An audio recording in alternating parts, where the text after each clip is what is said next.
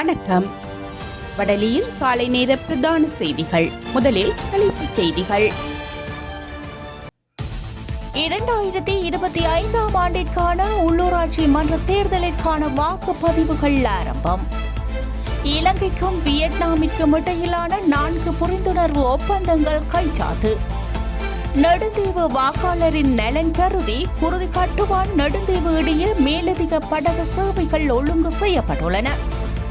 மருதங்கேணி இலங்கை வங்கி விடுத்துள்ள விசேட அறிவித்தல். மைக்ரோசாப்ட் நிறுவனத்தின் ஸ்கைப் பயன்பாடு நிறுத்தப்பட்டதாக அறிவிப்பு. தொடர்பான விரிவான செய்திகள்.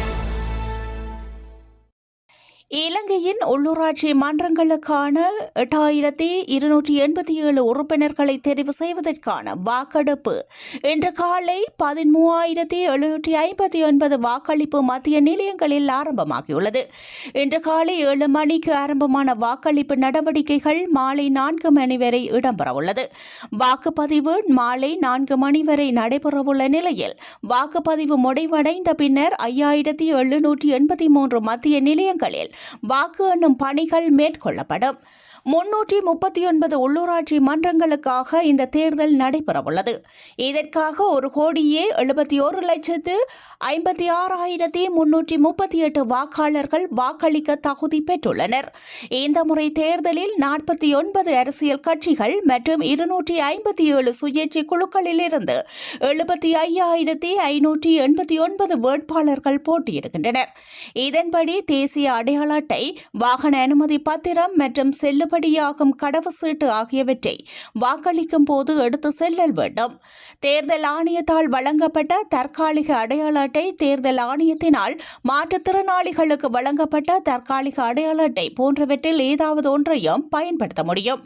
அத்துடன் வாக்குச்சீட்டில் கட்சிகளின் பெயர்களுக்கு எதிரே கட்சிகளின் சின்னங்களும் சுயேட்சை குழுக்களின் பெயர்களுக்கு எதிரே சுயேட்சை குழுக்களின் சின்னங்களும் இருக்கும். அதற்கு எதிராக வெற்று கட்டடம் இருக்கும். அதில் புல்லடியிட வேண்டும். உங்களிடம் விருப்பமான வேட்பாளர் இருப்பின் வாக்குகள் கட்சிகள் அல்லது குழுக்களுக்கு மட்டுமே அளிக்கப்படும், தனிப்பட்ட வேட்பாளர்களுக்கு அல்ல. உள்ளூராட்சி தேர்தல் வேட்பாளர்களுக்கு நேரடியாக வாக்களிக்க அனுமதிப்பதில்லை என்பதையும் அனைவரும் கவனத்தில் கொள்ள வேண்டும். தவறாக குறிக்கப்பட்ட வாக்குகள் நிராகரிக்கப்படும். வாக்கு சீட்டில் எழுதவோ சித்திரம் கீறவோ கிறுக்கவோ எண்ணங்களை எழுதவோ பெயர்களை எழுதவோ வேண்டாம். புல்லடி இடப்படாத எந்த ஒரு வாக்கு சீட்டும் நிராகரிக்கப்படும். வாக்குப்பதிவு மையங்களில் வாக்கு எண்ணும் பணிகள் நடைபெறும். அங்கு ஒவ்வொரு பகுதி அல்லது வாட்டுகளுக்கான முடிவுகள் வாக்கு சாவடியிலேயே அறிவிக்கப்படும். அந்தந்த உள்ளூர் அதிகாரிகளுக்கான ஒட்டுமொத்த முடிவுகளை தேர்தல் ஆணையம் வெளியிடும்.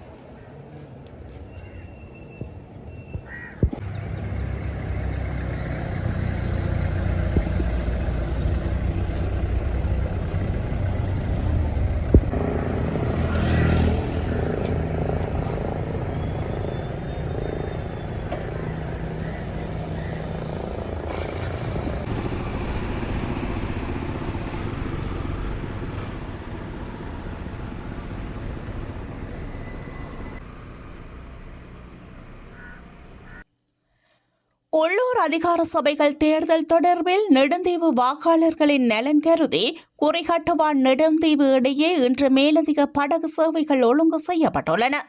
இன்று காலை 8 மணிக்கு குமுதினி படகும், காலை 8:30 மணிக்கு நெடுந்தாரகை படகும், நண்பகல் 1 மணிக்கு கரிகணன் படகும், பிற்பகல் 3:30 மணிக்கு குமுதினி படகும், பிற்பகல் 4:30 மணிக்கு நெடுந்தாரகை படகும் சேவையில் ஈடுபடவுள்ளன. இதேவேளை நெடுந்தீவு துறைமுகத்தில் இருந்து காலை 6:45 மணிக்கு குமுதினி படகும், காலை 7:30 மணிக்கு நெடுந்தாரை படகும், காலை 11:30 மணிக்கு கரிகணன் படகும், பிற்பகல் 2:30 மணிக்கு குமுதினி படகும், பிற்பகல் 3 மணிக்கு நெடுந்தாரை படகும் சேவையில் ஈடுபட உள்ளன. இலங்கைக்கும் வியட்நாமுக்கும் இடையில் பல்வேறு துறைகள் சார்ந்த 4 புரிந்துணர்வு ஒப்பந்தங்களும் ஒரு இணக்கப்பாடு ஒப்பந்தமும் ஜனாதிபதி அன்ருகுமார திசாநாயக்க மற்றும் வியட்நாம் ஜனாதிபதி லுவோங் குவாங் முன்னிலையில் கைச்சாத்திடப்பட்டுள்ளன. வியட்நாம் ஜனாதிபதி மாளிகையில் நேற்று இரு நாடுகளுக்கும் இடையிலான இருதரப்பு பேச்சுவார்த்தைகளை தொடர்ந்து இந்த புரிந்துணர்வு ஒப்பந்தங்கள் மற்றும் இணக்கப்பாட்டு ஒப்பந்தங்கள் கைச்சாத்திடப்பட்டுள்ளன. இதன்போது வியட்நாம் சோசலிச குடியரசிற்கும் இலங்கை ஜனநாயக சோசலிச குடியரசிற்கும் இடையே சுங்க விவகாரங்களில் ஒத்துழைப்பு மற்றும் பரஸ்பர உதவி தொடர்பாக உடன்பாடு எட்டப்பட்டுள்ளது. வியட்நாமின் கைத்தொழில் மற்றும் வர்த்தக அமைச்சருக்கும் இலங்கையின் கைத்தொழில் மற்றும் தொழில் முயற்சி அபிவிருத்தி அமைச்சுக்கும் இடையிலான இயந்திர உற்பத்தி ஒத்துழைப்பு குறித்த புரிந்துணர்வு ஒப்பந்தம் வியட்நாம் விவசாய விஞ்ஞான அகாடமிக்கும் இலங்கை விவசாய திணைக்களத்துக்கும் இடையிலான விவசாய ஒத்துழைப்பு குறித்த புரிந்துணர்வு ஒப்பந்தம் இலங்கையின் பண்டாரநாயக்க சர்வதேச ராஜதந்திர பயிற்சி நிறுவனத்திற்கும் வியட்நாமின் ராஜதந்திர அகாடமிக்கும் இடையிலான புரிந்துணர்வு ஒப்பந்தம் மற்றும் வியட்நாம் வர்த்தக ஊக்குவிப்பு முகவர் நிறுவனத்திற்கும் இலங்கை ஏற்றுமதி அபிவிருத்தி சபைக்கும் இடையிலான ஒப்பந்தம் ஆகிய ஒப்பந்தங்கள் கைச்சாத்திடப்பட்டுள்ளன. இந்த ஒப்பந்தங்கள் மூலம் நிபுணத்துவத்தை பகிர்ந்து கொள்ளல், ராஜதந்திரிகள், நிபுணர்கள், அதிகாரிகள், வல்லுநர்கள் மற்றும் ஆராய்ச்சியாளர்களின் பரிமாற்றம், அதேபோன்று கல்வி மற்றும் ஆராய்ச்சி நிகழ்ச்சிகள், பல்வேறு பாடநெறிகள், கருத்தரங்குகள், ராஜதந்திர துறையில் ஏனைய கல்வி நடவடிக்கைகள் மற்றும் பயிற்சி தொடர்பான நிபுணத்துவத்தை ஒழுங்கமைக்கவும் பரிமாறிக்கொள்ளவும் வசதிகளை ஏற்படுத்திக் கொள்ளவும் எதிர்பார்க்கப்படுகின்றது. இரு தரப்பினருக்கும் பொருத்தமான வர்த்தக தகவல் மற்றும் சந்தை நுண்ணறிவு பரிமாற்றம், இரு நாடுகளுக்கும் நடைபெறும் வர்த்தக கண்காட்சிகள் மற்றும் ஊக்குவிப்பு வாய்ப்புகளில் கூட்டு பங்கேற்பு மற்றும் வர்த்தக பிரதிநிதிகளுக்கு இடையிலான சந்திப்புகளை ஏற்பாடு செய்துள்ள உள்ளிட்ட பரந்த அளவில் வர்த்தக ஊக்குவிப்பு நடவடிக்கைகளுக்கு இந்த புரிந்துணர்வு ஒப்பந்தம் பல்வேறு வகையான வாய்ப்புகளை வழங்கும். யாழ் வடமராட்சி கிழக்கு மருதங்கேணி இலங்கை வங்கியில் இருந்து வடமராட்சி கிழக்கு மக்களுக்காக விசேட அறிவித்தல் ஒன்று விடுக்கப்பட்டுள்ளது. இன்று இலங்கை முழுவதும் நடைபெறவுள்ள பிரதேச சபை தேர்தலுக்கான மருதங்கேணி இலங்கை வங்கி கிளையானது 8:30 மணி முதல் காலை 10:30 மணி வரை மட்டுமே திறக்கப்படும் என்பதை அறிவித்துள்ளது. ஆனாலும் வாடிக்கையாளர்களுக்கு ஏடிஎம், சிஆர்எம் இயந்திரங்கள் 24 மணி நேரமும் பாவனையில் இருக்கும் என்பதை இலங்கை வங்கி கிளையானது அறிவித்துள்ளது. நேற்றைய தினம் நிலவிய அசாதாரண காலநிலை காரணமாக யாழ்ப்பாணத்தில் 8 குடும்பங்களைச் சேர்ந்த 26 பேர் பாதிக்கப்பட்டுள்ளதாக யாழ்ப்பாணம் மாவட்ட அனர்த்த முகாமைத்துவ பிரிவின் பிரதி பணிப்பாளர் TM சூரியராஜா தெரிவித்துள்ளார். உடுவில் பிரதேச செயலாளர் பிரிவிற்குட்பட்ட J203 கிராம சேகவர் பிரிவில் ஒரு குடும்பத்தைச் சேர்ந்த 5 பேர் மின்னல் அனர்த்தத்தால் பாதிக்கப்பட்டுள்ளதுடன் ஒரு வீடும் பகுதியளவில் சேதமடைந்துள்ளது. J191 கிராம சேவர் பிரிவில் 3 குடும்பங்களைச் சேர்ந்த 7 பேர் பலத்த காற்றினால் பாதிக்கப்பட்டுள்ளதுடன் ஒரு வீடும் பகுதியளவில் சேதமடைந்துள்ளது. சண்டிலிப்பாய் பிரதேச செயலாளர் பிரிவுக்குட்பட்ட J141 கிராம சேகவர் பிரிவில் 2 குடும்பங்களைச் சேர்ந்த 7 பேர் பலத்த காற்றினால் பாதிக்கப்பட்டுள்ளதுடன் 2 வீடுகள் பகுதியளவில் சேதமடைந்துள்ளன. மேலும் சங்கானை பிரதேச செயலாளர் பிரிவுக்குட்பட்ட J180 கிராம சேவர் பிரிவில் ஒரு குடும்பத்தைச் சேர்ந்த 5 பலத்த காற்றினால் பாதிக்கப்பட்டுள்ளதுடன் வீடு ஒன்றும் பகுதியளவில் சேதமடைந்துள்ளதாக அவர் மேலும் தெரிவித்துள்ளார்.